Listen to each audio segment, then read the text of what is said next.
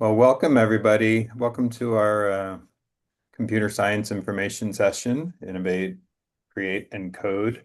Uh, my name is Tom Pihota. I'm a professor in engineering here. I also do help out a lot with recruitment. We have a lot of other people here from our school, and we have some students that I'm going to let introduce themselves in a minute here. But I'm going to start and share my screen here because we have a presentation we're going to go through. But thank you for joining us. We really appreciate your interest in Chapman, interest in computer science and engineering. Encourage you to ask questions. You can put questions into the chat.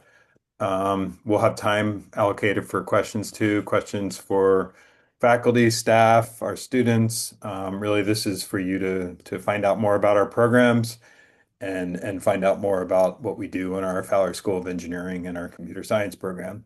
So let me share and we'll get started. All right, let's see. All right, slideshow. Okay.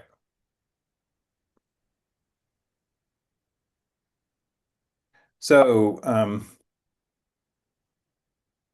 these are all the presenters. We have lots of people from our school here, professors, staff, and students. So I'm going to let each one of them introduce themselves. So Miriam, you want to go ahead and introduce yourself? You're muted. Miriam, you're on mute. Back in the COVID days. Yes. Hi everyone, I'm Miriam and I'm a faculty and mostly I teach electrical engineering courses. I'm also the director for undergraduate program here at Chapman.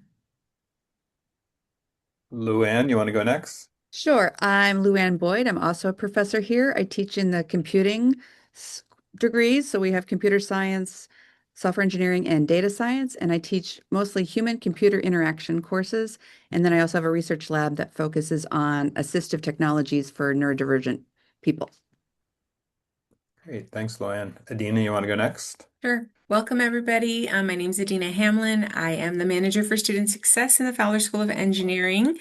So I am dedicated to all the engineering students. I help provide support with different resources on campus. It's kind of like a one-stop shop when you come to me. I can help you with scholarships, financial aid, advising, as well as I run all of the academic focused events. So commencement, orientation, Discover Chapman Day, Preview Day, all of these type of prospective student interactions with admission and recruitment. So I help Tom a little bit on that end as well. I kind of dip my hands in everything around Fowler. So welcome. We're so glad to have you and hope you have lots of questions for us today.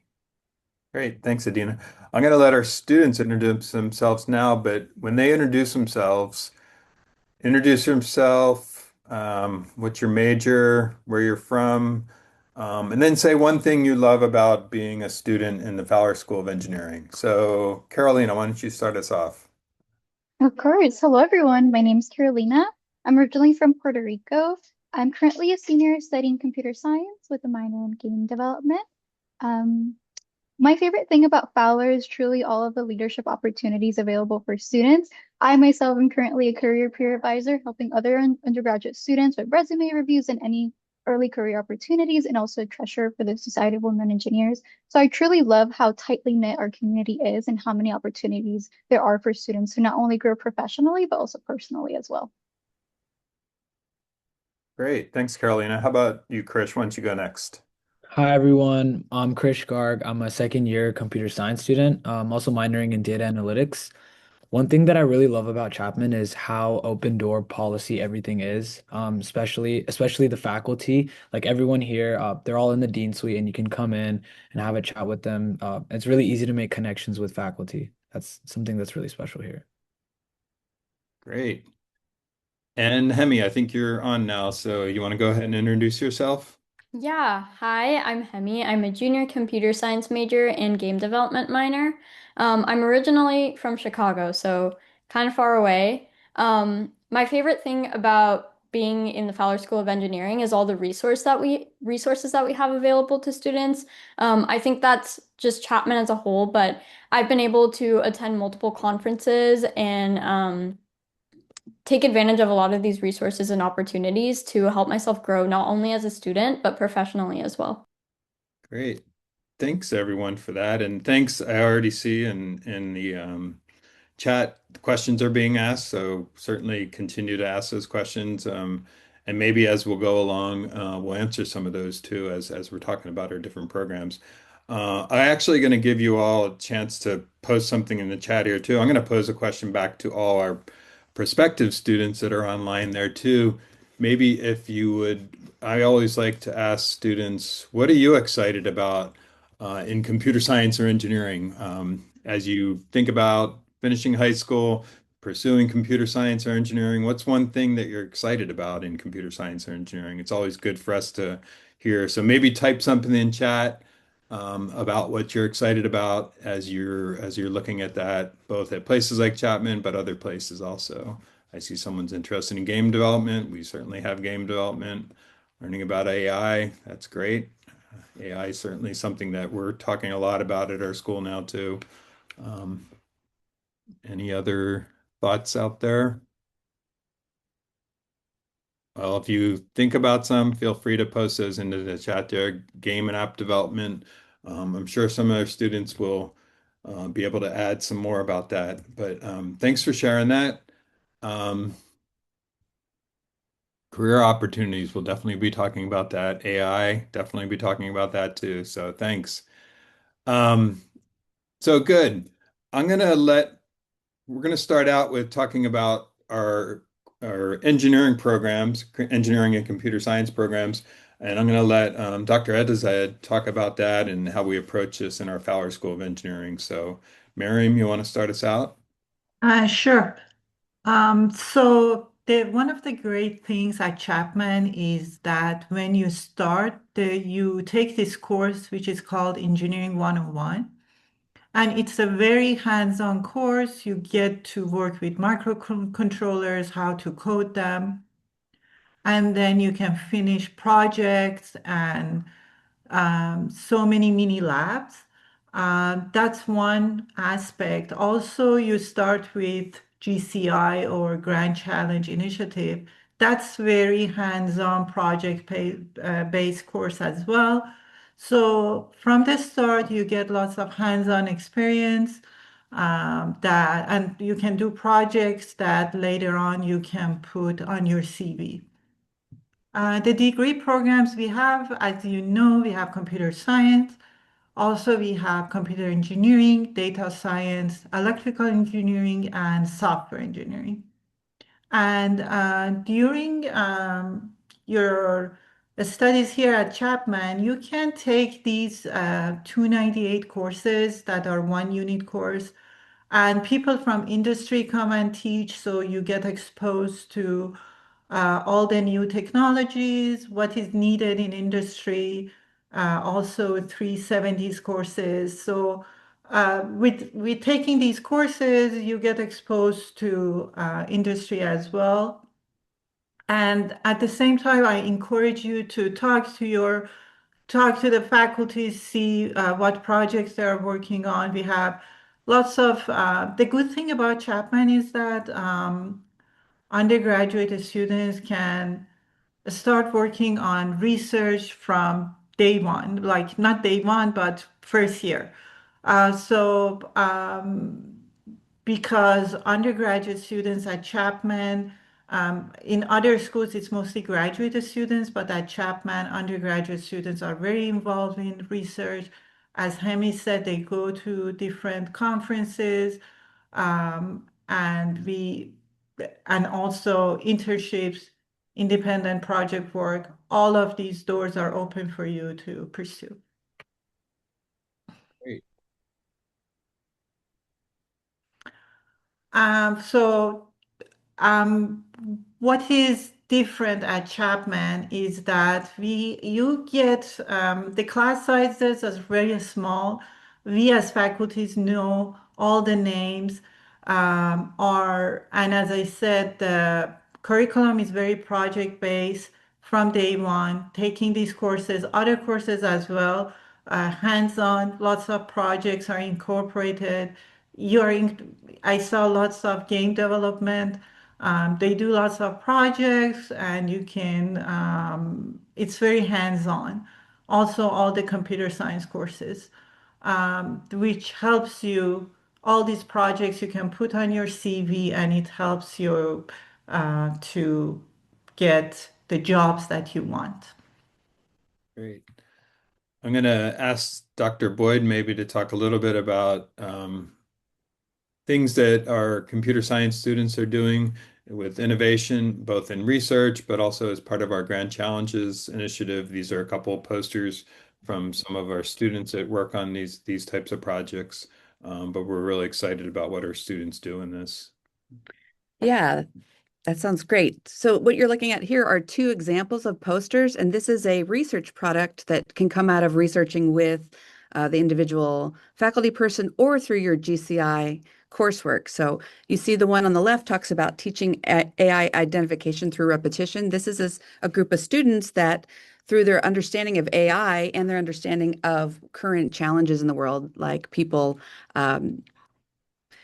faking their identification and how to know if something's real or not. They came up with this intense project that they ran over 2 years, and then they developed this research product that other people can learn. This gets archived in our school and can be written up beyond and presented at professional conferences and be part of kind of the global conversation about these issues. So it starts as a freshman getting involved in your GCI project and kind of seeing that through the faculty support. So you can see that was one example. And then on the other side, there's another poster that this one's also involved with the sciences. So we have a very integrated program where you're not working just in computing, you're going to apply it to life issues that some of the sciences here, almost everything is going to include an AI model at this point, right? So AI is intrinsically involved in everything we do because not only do we use these tools to do our research, we're also coming up with new tools to create new research. So these are just some examples of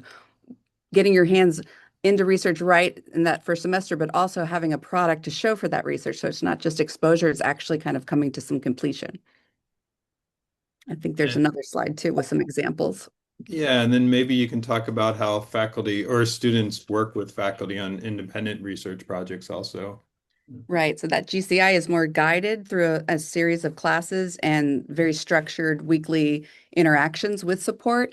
The other opportunity is to work in a professor's lab. About half of our professors have active research labs where we predominantly work with undergrads to get our work done. So you see some examples here of a VR lab, the first image on the left, where students are using this platform to visualize data to help understand motion in 3D space so that we can make applications for if it's like for physical therapy or all kinds of other applications for how to understand data that we're so used to looking at in 2 dimensions. What does it look like if we have access and can explore it in 3 dimensions? And so these kinds of applications get built with faculty support and then deployed. We do user studies. So what you see here is a person actually using a system. So we understand how well our system works. And then again, in the middle here, we've got a photonics lab with on our engineering side where people are doing kind of cutting edge foundational research in these spaces to understand the new potentials of these kind of technologies. And so that's literally the hands-on experience working with the instrumentation there. And then, of course, we've also got environmental sciences involved here. We've got a picture of applying AI and machine learning. How do we discover new patterns that are going to help us come up with new solutions? So these are all just a small sample of the projects we have going on. Like I said, we've probably got about 15 faculty that take students from freshman all the way through senior year. Ideally, we get people early so that they can be with our lab long term and really get invested in the projects and see them to fruition. Great. Thanks, Dr. Boyd. And this is all of the faculty that we have in our Fowler School of Engineering. We're really proud of the diverse backgrounds that they have, the expertise that they bring to the classroom, the connections that they have in industry, and the ability to work with students also. And yes, we have a corgi dog that is not necessarily the faculty member, but it's their corgi dog, and it's somewhat of an unofficial mascot with our students that they love. You know. And then we also have some other unofficial mascots. For those you may have seen, we have a Spot robot dog, which is available for students to work with. We also take it out to high schools. This is state-of-the-art technology in robotics. And then on the right there is an example of an independent student project. I don't know, Krish, Hemi, or Carolina, were any of you guys involved in the robotics and R2D2? I wasn't directly involved, but the You club I'm a wanna part of, yeah. you wanna Chap talk a little bit about that with the students? Yeah, for sure. So I'm involved with the Chapman's Robotics Club. And so the project was kind of spearheaded by them. And so it was really cool seeing everything go through. Basically, the plan was for the seniors to walk with the R2D2 on stage. And so they divided it up into groups, and Robotics Club, had everyone. I think people even from outside of Fowler came and participated to build this, life-size R2D2. And now I think you can control it with the remote. It makes the R2D2 sounds. And I believe it walked on stage. If anyone else might add on to that. But yeah, it's a really cool project. It's like kind of another signal, or I guess a symbol or a project that showcases how closely knit the community is, even with people who don't have extensive electrical engineering or maybe hardware experience. We're able to come together, learn, and make a really cool project. Yeah. Great. Thanks, Krish. Oops. And then I'm going to ask Dr. Adazad maybe to say a few more words about both our academic majors, our minors, and also our accelerated master's program. Yes, sure. So for bachelor, we have Bachelor of Science for Computer Engineering, Computer Science, Data Science, Electrical Engineering, and Software Engineering. You can double major on these or take a minor if your major is already Computer Science. And I'm going to pause there for a minute too, and maybe put Dr. Boyd on the spot because she's been involved in a lot of the conversations. I know some of the students have posted in chat. Can you talk a little bit about the thinking right now in terms of how we're approaching AI in the curriculum in some of our degree programs like computer science and software engineering? Yes, absolutely. It's something we talk about all the time in terms of faculty meetings and things, because obviously with AI advancing at the rate it is, and being a computing college as we are, it's of the most utmost interest to us. So we are constantly talking about how to update not only our teaching, but what tools students are going to need to be competitive in the workforce. We understand that people are worried about jobs being taken by AI and that kind of thing, but it's our job as a computing school to be in front of that and be the people teaching students how to be the leaders in this space. So one thing we're doing currently is adding an AI literacy course to our curriculum to make sure students are coming in with the same foundational knowledge about what the status of AI is in terms of tools that already exist.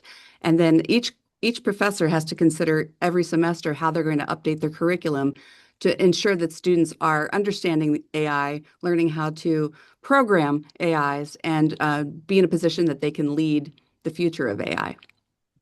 Great. Thank you, Dr. Boyd. And then Miriam, you want to talk a little bit about our minors, and there was a lot of interest in game development Game also. development, yeah.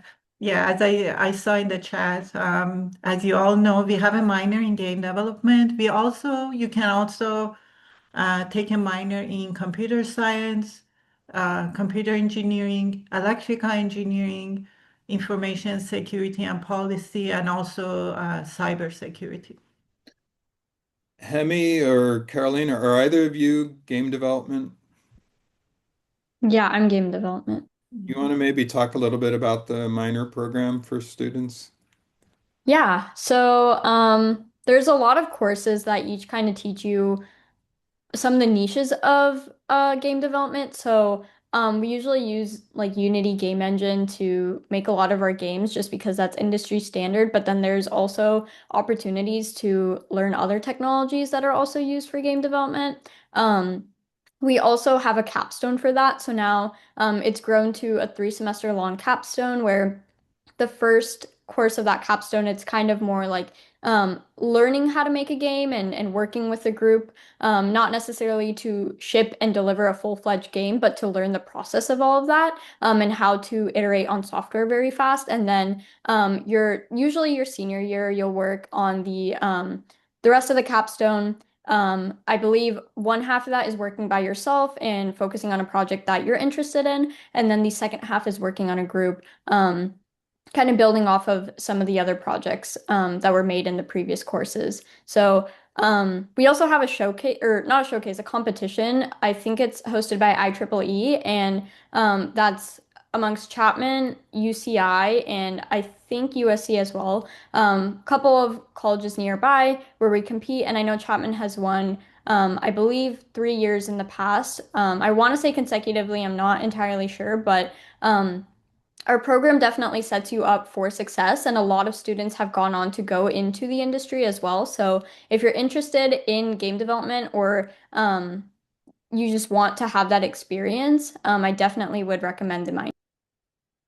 Great. Thanks, Emmy. Tom, can I chime in one quick Yeah, second? go for it. There was a question in the chat asking if you can do a minor in a different school or college, and that is absolutely encouraged and supported. We want you to do whatever your heart desires as long as you plan for it. You cannot do something that's going to cross over and have too many credits that overlap. So like you couldn't do a computer science major and a data science minor. So that would overlap too much. So just take that into consideration.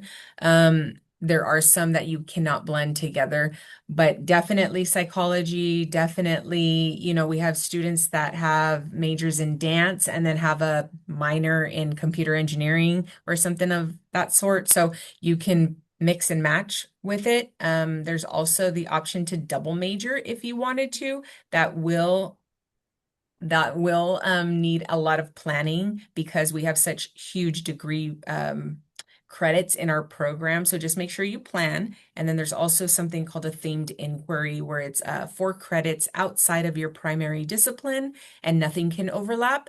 I'm sorry, not 4 credits, 4 classes, a total of 12 credits. That's also a choice as well. It's actually a requirement of Chapman to graduate one of those 3. So a themed inquiry, a minor, or a double major. So those are some options for you. But we can discuss that more in the next stages. Yeah, it's definitely a great opportunity to get a minor in, even if it's outside of kind of engineering or computer science. It's a good, really nice complement to it. I know there was a question in there about our master's program and what percentage of the students. So maybe I'll let Dr. Adazad talk a little bit about our master's program. It has become really popular with our students.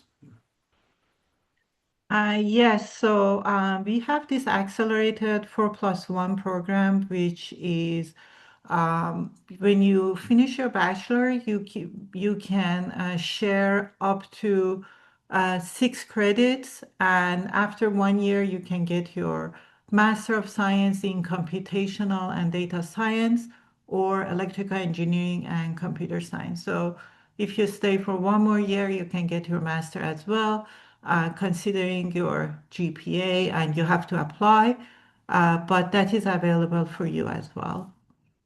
There are also some questions I know on. someone was asking how many of the students go on for that. I think we had around 25, was it? Yeah, so we'll be graduating in May, our second full cohort. So now I believe we're up to total in the program is close to 50.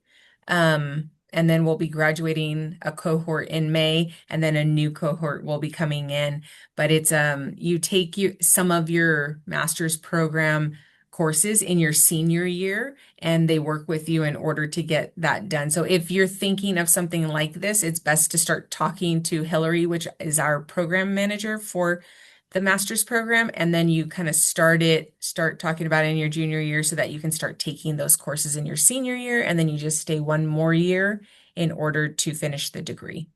So maybe around 25% of our students are continuing on right now. It varies, of course, depending on the students that we have, but has become popular with the students.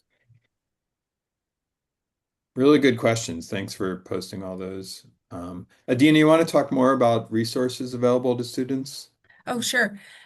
So in our school particularly, we have different levels of advisors or different types of advisors. So we have our general academic advisor, and she actually is stationed right here in the Fowler School of Engineering, and she helps with your degree plan. So your overall degree plan, making sure you're on track for graduation, kind of seeing it as a holistic umbrella. She's just making sure, okay, you're taking this many in this area, this many in this area, and you're right on track for graduation. And then we have Dr. Etizad and also Dr. Boyd. They're both faculty advisors or your program advisors. So if you were computer science, you would be meeting with Dr. Eroda, and she would help you, and you would ask her, what's the difference between CPSC 252 and 353? Which one suits me best? They're both electives. Which one should I take? She could explain the difference of those classes to you in the major because she teaches them.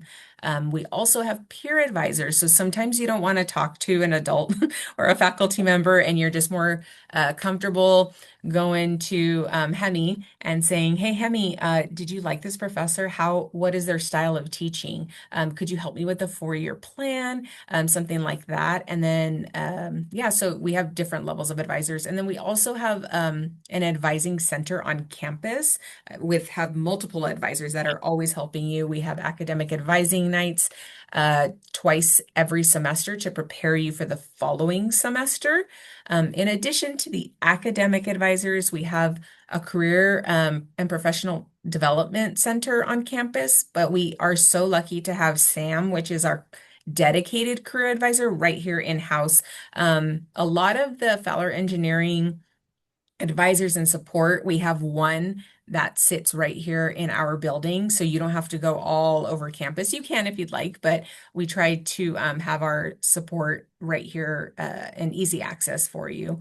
So Sam helps with internships. He helps prepare you with your LinkedIn profile, resumes, mock interviews. He takes you on site visits. He brings career, like Panasonic will come here and do mock interviews for you. There's a lot of different things that Sam does. And then he also has peer advisors that help him help you with your resume building and kind of show you keywords, different things to look for. We also have a ton of staff and student support in our makerspace, which is kind of our playground. I think everybody likes to go through that first floor and look at all the cool things to the left and the right. We have a lot of students that are Fowler students, and then there's some that are not Fowler students, and they work in the makerspace. So you're more than welcome to apply for a job, and then you actually get to play and make money in that same spot and help other students learn about the different tools and toys that we have in those areas.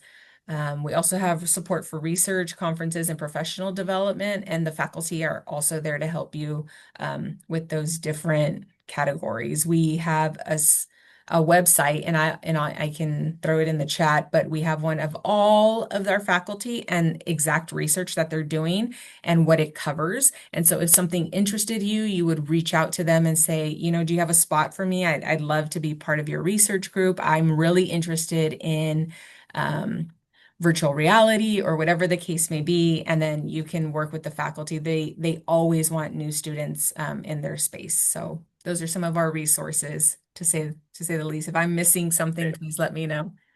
Thanks, Adina. I'm going to ask Carolina maybe to speak briefly because Carolina is one of our peer career advisors. Maybe tell a little bit about what you do as a peer career advisor and when you're talking to students about career advising.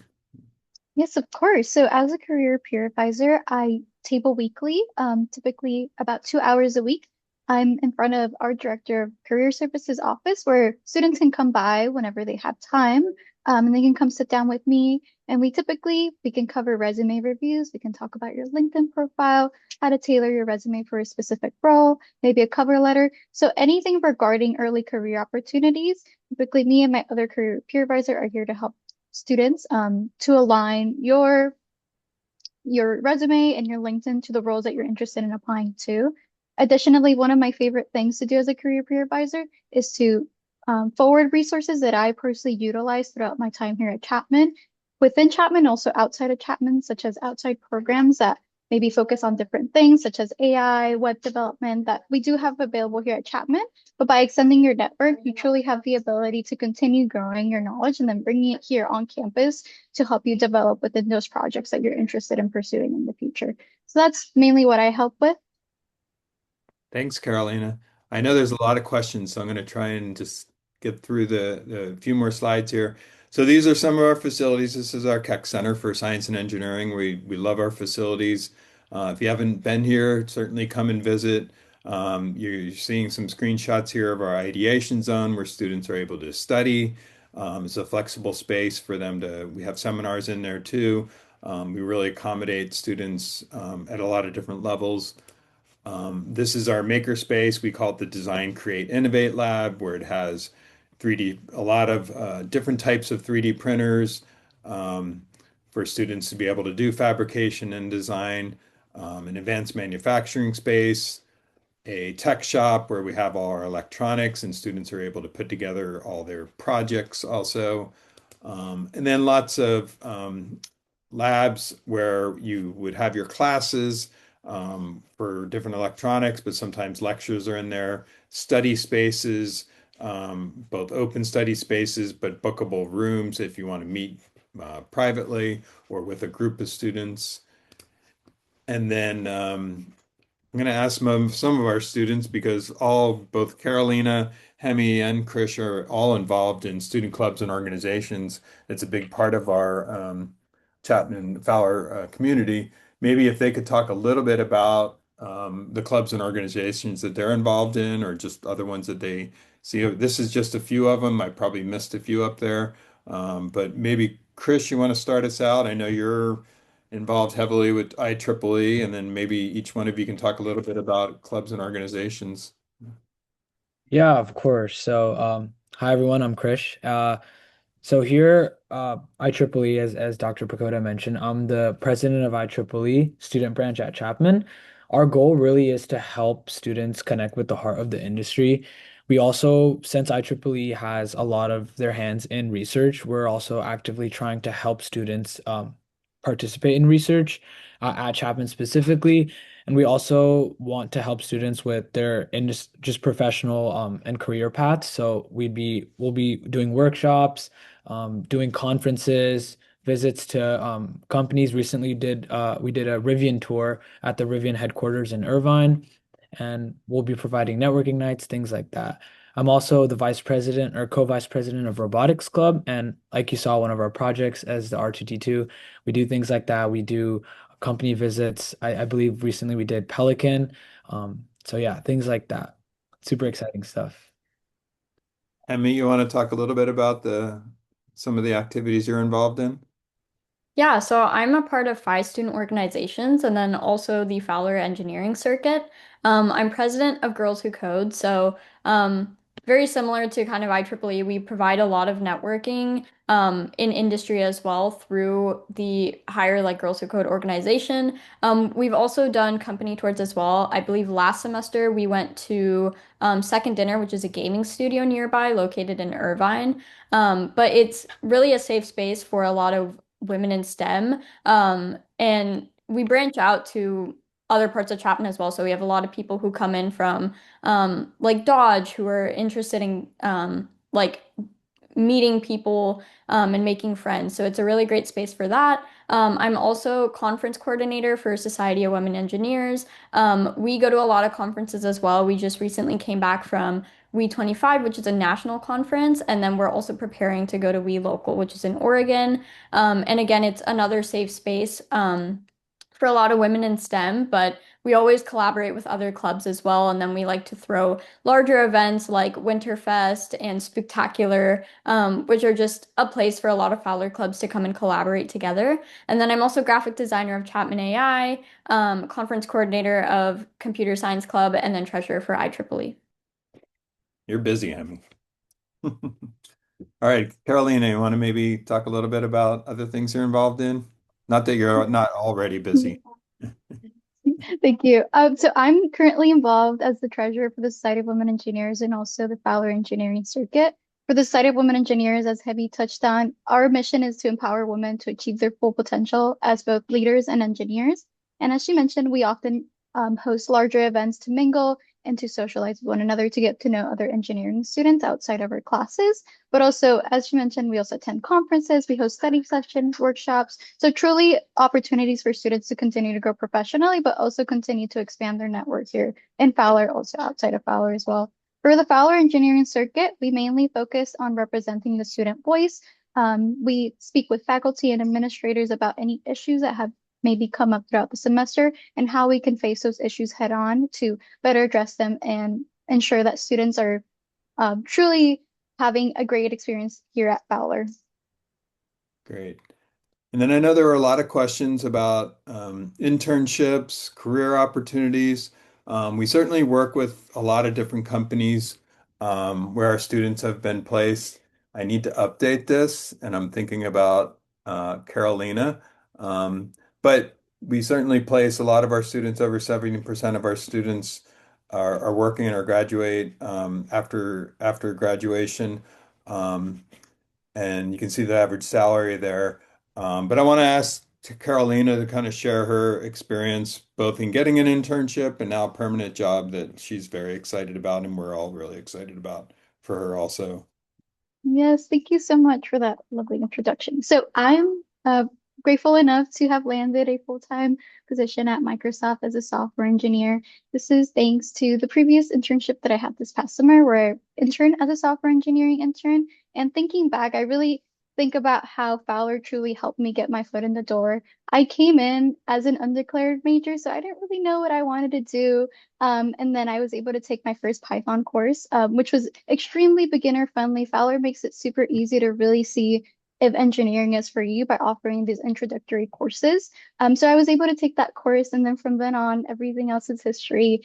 And I do remember the first time I stepped into the career services here at Fowler, and I was able to get my resume reviewed and get some beautiful advice. And from there on, I started applying to opportunities outside of Chapman and within Chapman, and it truly helped me pivot and help me get to where I am now today.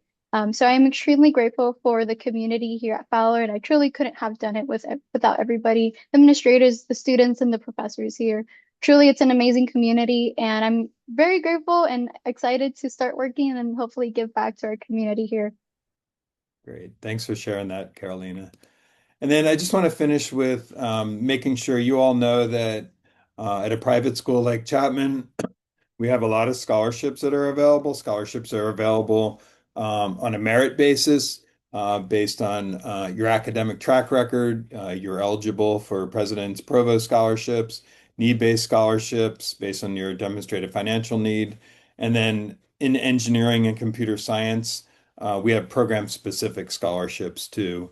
So that's always really important because we know that tuition at a place like Chapman can be expensive, and families always need to consider the cost of paying for college. And then in addition, we have a laptop assistance program where incoming students can apply to get a free laptop that is available to them on a first-come basis. So lots of opportunities for assistance and scholarships there. So that finishes. We'd love to hear what questions you have. I know there's already a lot of questions posted, so we're going to get right to those. But actually, I want to start with the one that I think is probably most important, and maybe others can kind of add to the response on it. Let me stop sharing here. There we go. Someone asked a really good question. Why Chapman, and what makes us different from a place like UCI or other places? I think in listening to kind of a lot of the responses from our students, from our faculty, I hope you get a sense in terms of what we're really proud of in terms of the access that students have to the resources, access to faculty, and being able to do that at a place like Chapman where there isn't a lot of barriers for them to be able to get to that access and be able to do the things that they really wanted them to be able to do. Um, uh, Sometimes that's harder to do at a larger institution, and that's not to say that I've been at a large institution. Large institutions have really great academic programs. It's just sometimes harder to be able to get to that direct access to professors and some of the other opportunities. It's very easy for students to be able to work with professors here. I have 8 undergraduate students working with me right now in research, and I think that's a big difference than what you might experience at a larger institution.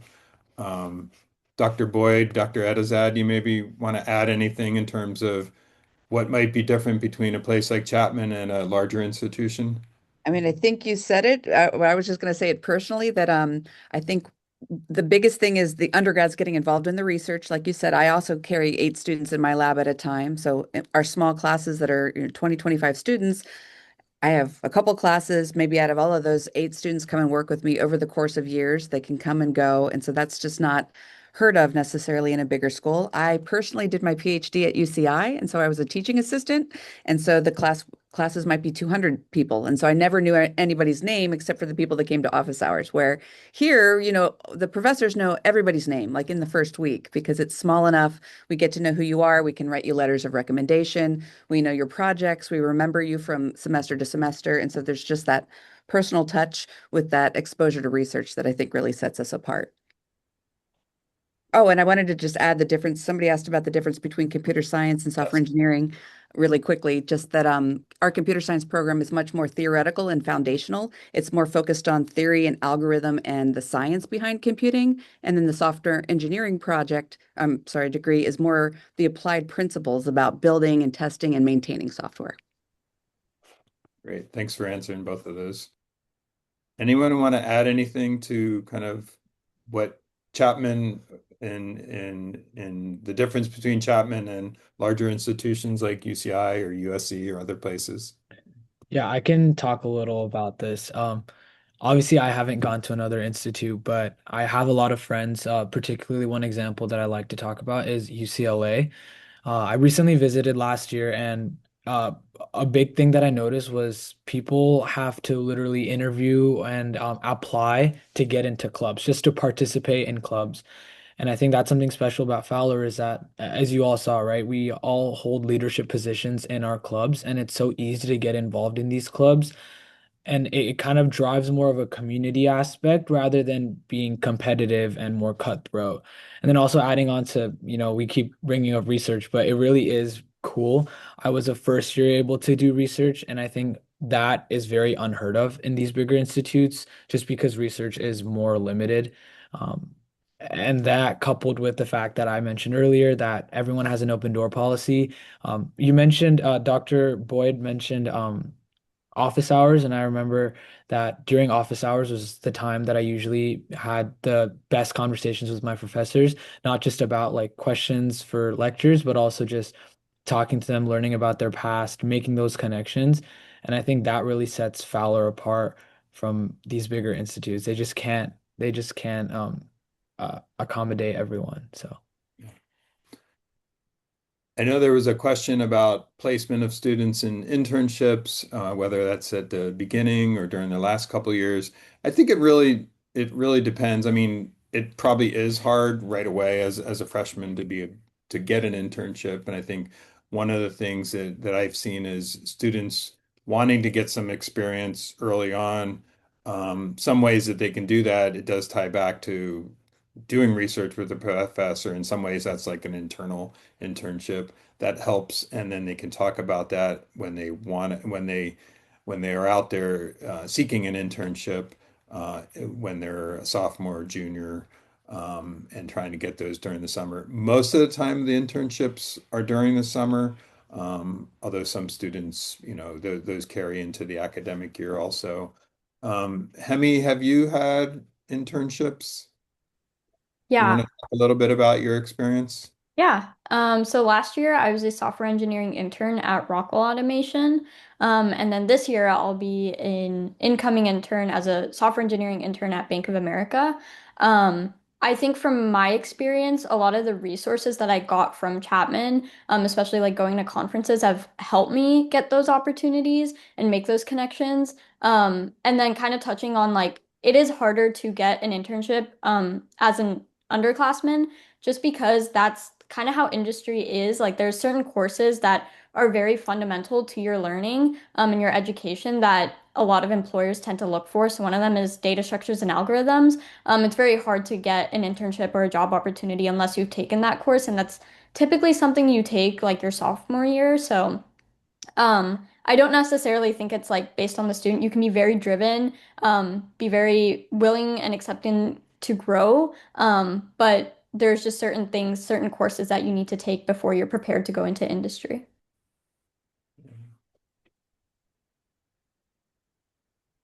All really good questions. I know there was a question about entrepreneurship. We have a Center for Entrepreneurship on campus through our business school. They have resources that are available for students that have ideas and want to be able to start up companies or be able to kind of take ideas that they're developing and learn about entrepreneurship. They can minor in entrepreneurship also through the business school. It's something that they can declare as a minor. They also have a lot of great speakers that they bring in from business industry that students can connect with them. So it's really a great resource. Actually, this past last year, not this year, but last year they had one of their entrepreneurships in residence actually would come over to our school and hold office hours for students that wanted to talk about in entrepreneurship. I'm reading the question about AI. With AI becoming a major force in technology and software, with many entry-level tasks, do you prepare students that by the time they graduate, they feel confident in their skills and competitive, and AI may replace many junior level roles? Yeah, it's a good question and something that we have been then talking about. I guess maybe I might ask the students maybe to think a little bit about this in terms of where do they see where have they seen that both? And I know people like Carolina are going into Microsoft and working in software development. Hemi has been doing this too. How have you seen kind of what you've been taking in classes and also as an intern, how have you seen kind of AI impacting the jobs that traditional programmers and developers have worked on? I can go ahead. Based off my internship experiences, I think a lot of companies are, I mean, it depends. Like a lot of them are hesitant about using AI, but then others would are more like comfortable with you using it as a tool and a resource. And I think like as long as you're not using AI to like cheat on your courses and stuff, and you're actually learning from your courses, I think it it helps you or it sets you up for industry and those intern or entry level job positions. So I think it's more so about if you're using AI, make sure you're using it in the correct manner and more as like a tool rather than relying on it to the point where you're not able to code yourself anymore. So Right. Yes, I can also speak from my experience, at least for my internship. Microsoft has gone all in with AI, and it's very interconnected with the company now. So typically, as Hemi stated, as long as you utilize it as a tool and while still understanding the fundamentals in the goal that you're working towards, while utilizing AI, that's what they're looking for mostly, right? I think problem solving has become more increasingly looked for within companies. They want students to understand how to solve problems and how AI can help solve those problems. I think a great example for one of my courses, I'm currently taking Unity programming, and my professor has done a really good job introducing AI to our coursework. And it's something that we openly talk about, right? So we talk about our project, how we programmed it. Did you utilize AI? How did you use AI? right? Did you use it to build a skeleton? Did you use it to learn about resources that you didn't know about beforehand? So it's a very open conversation about how do we how do we ensure that we're implementing AI within our work while still understanding our goal that we're working towards, right? And not just vibe coding the whole project. Right. So I think that's something that Fowler has done really well from what I've seen so far. Yeah, thanks for sharing that, Catalina. And I think, as Dr. Boyd said, I think all the professors are really trying to have that conversations with their students now is really what's the appropriate role of AI in the different courses, because it isn't now a new tool. We want students to use it in the right way and talking to them about the appropriate uses of it, how it can lead to kind of further discovery or further development. But there are ways we don't want it to be used also, and having kind of that open conversation with the students also about that.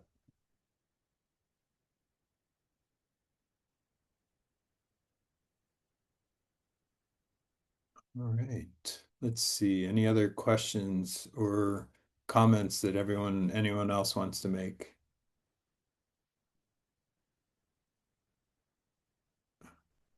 Did I miss anything, Adina? I was just looking and I think the only thing is the PhD percentage. A hand, I would say what, 10 to 15% go beyond the master's to a PhD, and then some might do it later.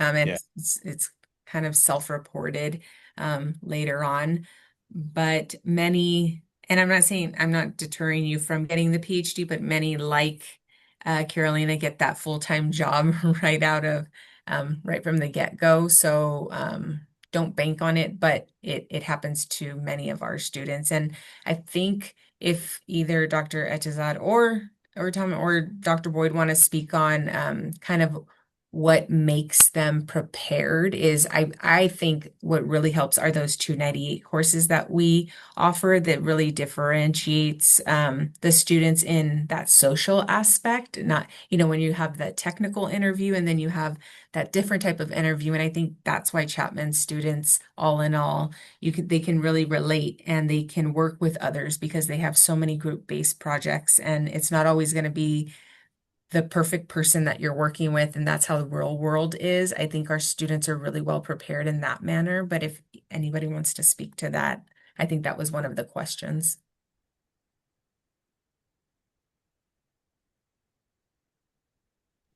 I also wanted to add, I don't know if anyone else mentioned this, but I remember someone asked a question about recruitment or sorry, internships and jobs. Um, our career advisor, Sam, does a really great job, or just our career center, of bringing in companies. So we had ATech Consulting, which is like a environmental health consulting company, come in, and they came in like with the internships that they wanted students to apply for. And so things like that. I believe a few other companies came. So they do have, like, I guess, unofficial recruiting events. So I know there's a couple other questions there, one on the honors college and can you still be in computer science? I think the question is, or the answer is yes, you can still be in honors college, right, Adina? Yeah, so honors is actually, it's not what you think. So when you go to high school, you can take an honors English course, honors math, or whatever it may be. Honors is actually a minor. So you can have that as your minor. I can't speak to the entirety of what on the honors program is, but it's not taking like an accelerated course as you would in high school. It's a little different. They choose the word honors, but it's not, you get 4 credits instead of 3 if you get an A, something like that. So I can post the link for the honors program, but you can take it in lieu of a minor, a double major, or a themed inquiry. Yeah. And then there was a question about, is it hard to get the courses you need, like it can be at some colleges? Um, Maybe I'll let our students answer that question. Have you had a hard time getting your classes? I can speak on that. I think it's a little less just because you're competing with less people to get your classes. But we've also done a pretty good job of like if a class is fully enrolled, we always tell people like just waitlist in it, and then our faculty advisors and program director will take a look at that and say, hey, there's about maybe 20 students on this waitlist. Maybe we should open up another class. I also want to speak on like class sizes really quickly. Our class sizes I think are usually between like 10 to 30 students, maybe 40 if it's like a more lecture style course, and it's something that's like very sought after. But our class sizes are relatively small, which kind of, you know, I personally for me, like it contributes to like my learning style, and I'm able to make those connections with my professor and really absorb information a lot more because I'm not just being like lectured at. I'm actually like it's more hands-on learning and I'm able to learn from that. But yeah, getting into courses, I don't think it's necessarily as hard. And because we have that connection with our staff, administration, and faculty, we're able to voice those concerns a lot more. So as a peer advisor, like a lot of students come to me and they're like, hey, do you know when this course is going to open up or if they're going to open up more sections? And I can kind of take that into account and send that feedback to some of our faculty advisors and be like, hey, I think it would be a good idea if we looked into opening more of these courses. So even though it can be a little hard, which I think is a challenge almost at every school, it's a lot more different at Chapman because your voice is actually heard and you're not just kind of like a number. Real quick, I know I always hear the academic advisors say this, and it's not easy as a freshman, right? As a senior, you're the top of the line, you're the head of the, you're the head of the line, and you get to register first. As a first year student, you don't. You do not get to register first. So you are getting what's left, right? But we always try to provide the courses you need. Maybe not that you want, and at the 10 a.m. to 3 p.m. window, you might have to take an 8 a.m. here and there, but once you get to your senior year, you're moving up that ladder. And so I'll never say that there's been a student that didn't graduate because we didn't offer a course they needed for graduation.